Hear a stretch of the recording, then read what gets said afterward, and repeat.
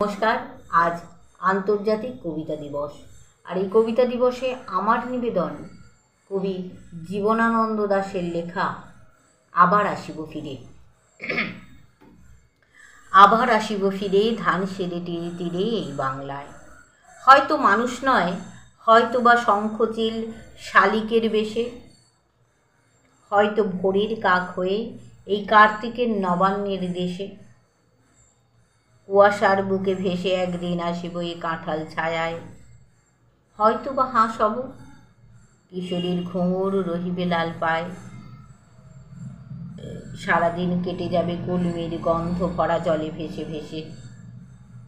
আবার আসবো আমি বাংলার নদী মাঠ ক্ষেত ভালোবেসে। জলঙ্গির ঢেউয়ে ভেজা বাংলার এ সবুজ করুণ ডাঙায়। হয়তো দেখিবে এক সুদর্শন উড়িতেছে সন্ধ্যার বাতাসে। হয়তো শুনিবে এক লক্ষ্মী পেঁচা ডাকিতেছে শিমুলের ডালে। হয়তো খইয়ের ধান ছড়াইতেছে শিশু এক উঠোনের ঘাসে। রূপসার ঘোলা জলে হয়তো কিশোর এক সাদা ছেঁড়া পালে ডিঙা বায়।